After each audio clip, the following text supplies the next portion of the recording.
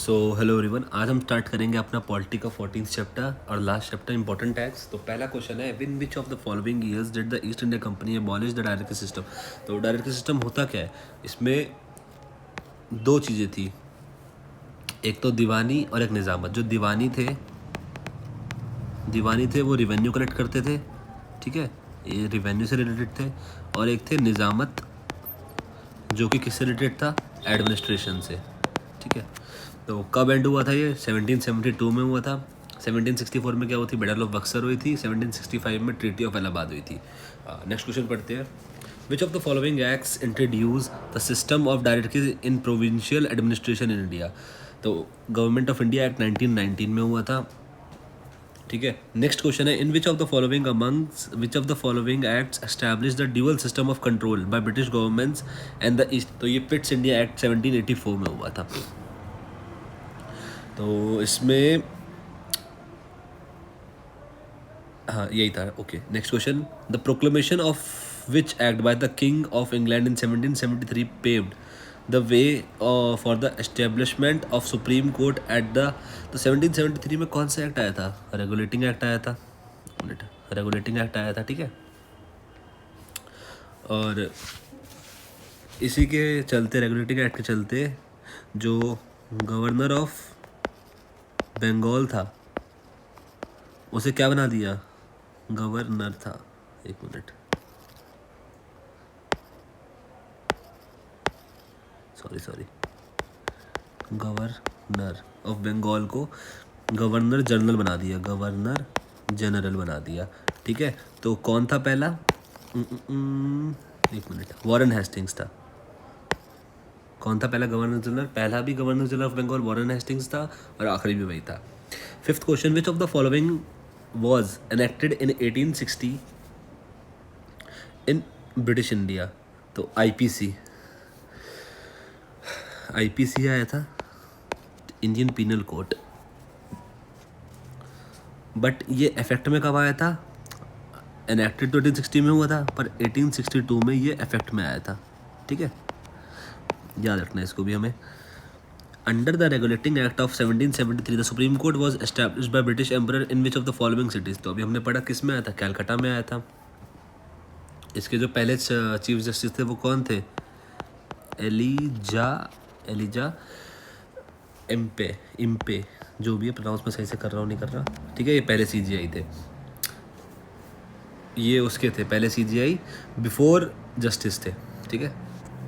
Next question, which act was passed by the British parliament to control the territories of east India company majorly in Bengal in 1773। 1773 में फिर वही बात, कौन सा act आया था, रेगुलेटिंग एक्ट आया था। The East India company lost all it's administrative powers with the enforcement of. तो कब खोए थे उसने सारी पावर्स अपनी, 1858, ठीक है। यहाँ पे पूरा किसका रूल हो गया था, या ब्रिटिश बोल सकते हैं, या फिर क्वींस का रूल हो गया था, ठीक है ना, क्वीन रूल हो गया था यहाँ पे पूरा। Next question, the Pitt's India act of dash. Pitt India act कब आया था, 1784 में आया था।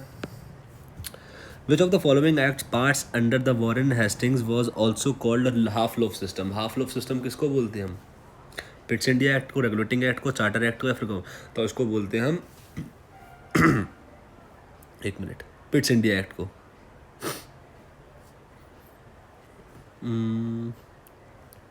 सॉरी, रेगुलेटिंग एक्ट को बोलते हैं, हाँ, half loaf.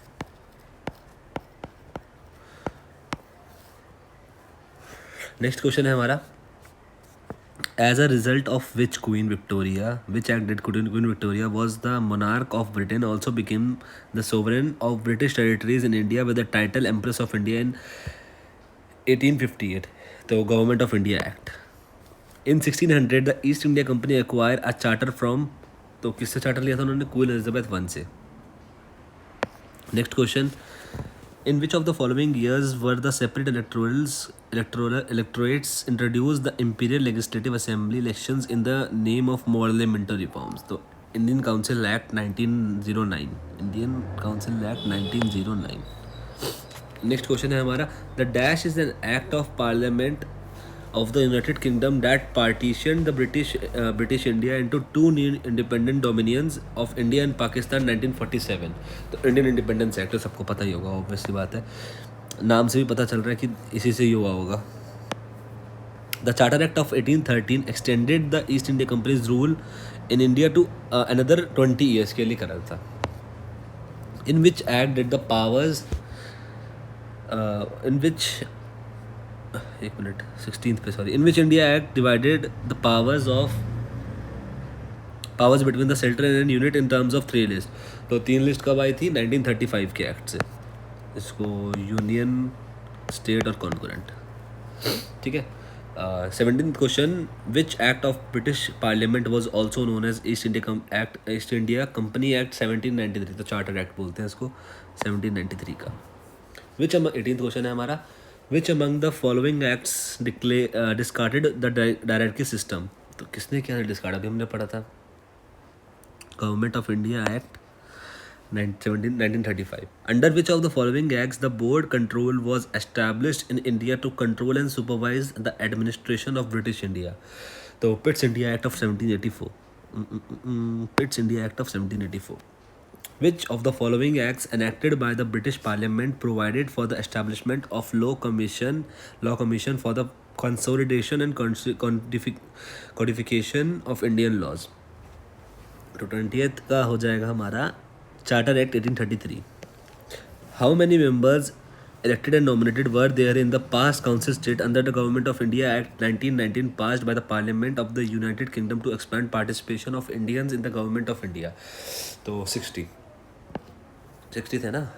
Which act passed by British Government of India abolished the Council of India? तो इंडियन इंडिपेंडेंस एक्ट नहीं, इंडियन काउंसिल एक्ट नहीं, government of India act. Majorly इसी को पढ़ना था हमें. वो तो तुम थ्योरी की बुक से पढ़ सकते हो, परमार सर की. Next question, which of the following was not included in the Pitt's India act 1784? All the debts of east India company were taken over by. ऐसा तो कुछ भी नहीं था, डेब्ट्स क्यों ही लेगी वो. The governments of India was handed over to the governor general and a counselling consisting of 3 members. नहीं, 3 members नहीं था, 6 members था. A committee of 6 government appointees known as the Board of Control was formed. नहीं. Madras and Bombay presidency were brought under the Bengal presidency. ये हो जाएगा. Which of the following is not included? ये सब included थे, ये included नहीं था, तो यही इसका आंसर हो जाएगा. ठीक है. Which of the following acts introduce provincial autonomy by discontinuing the application of directory? Government of India act 1935. Which of the following acts provided a title of viceroy to governor general of India? तो कौन से उसने, एक minute, 1858, Government of India Act 1858. Consider the following statements about Government of India. Correct statement. The act was enacted by the British Parliament. सही है ये वाला. The act was divided into 2 separate parts. Burma government, ऐसा कुछ भी नहीं था, पहले बर्मा का पार्ट था, तो ऐसा कुछ अलग अलग नहीं था. This act commenced from 1 April 1995. बिल्कुल सही है, तो both 1 and 3 हो जाएगा. Under which act was the rule of British Crown was established over India? तो कौन से? 1858, Government of India Act 1858. Who propounded the concept of rule of इसका रूल ऑफ लॉ कौन लाया था? एवी डाइसी हो जाएगा इसका answer. With reference to Minto Morley reforms of 1909 considered the following. They are also called the Indian council acts. They increase the, इसमें correct बतानी है हमें कुछ, इसको यही बोलते हैं 1909. They increase the strength of legislative council, बिल्कुल. और it granted the right to separate electoral, बिल्कुल. तो ABC हो जाएगा. Under which of the following acts British India did the British government take direct control? तो कौन से एक्ट से लिया था? Government of India act 1858. Next question, under which act did the individual members of executive council have their own portfolio? तो the Council of India Act 1861. Consider the following statement, इसमें से बतानी है कौन कौन सी ठीक है। The Government of India Act 1858 was a response to all rebellion of 1857 and the East India Company lost all its administrative powers following the Government of India Act 1858 in its possession। तो बिल्कुल सही है। 1857 के विद्रोह के बाद 1858 का act इसलिए आया था ताकि उन्हें बता सके कि आर्म्ड फोर्सेस जो भी है वो क्राउन वगैरह ब्रिटिश ने ले लिया, ब्रिटिश क्राउन ने आ गया, ब्रिटिश क्राउन के अंडर आ गया, तो सही हो जाएगा। Next, Indian council act Morley Minto act of 1907, 1907 नहीं है, 1909 है, तो ये गलत हो जाएगा। द मोंटागो चेम्सफोर्ड रिफॉर्म 1990 इनिशिएटेड की सही हो जाएगा। The government of India act 1935 provided for the establishment of all India federation introduce provincial autonomy, सही हो जाएगा। तो 1, 3 और 4 ठीक है। नेक्स्ट क्वेश्चन है, एक मिनट रुकना।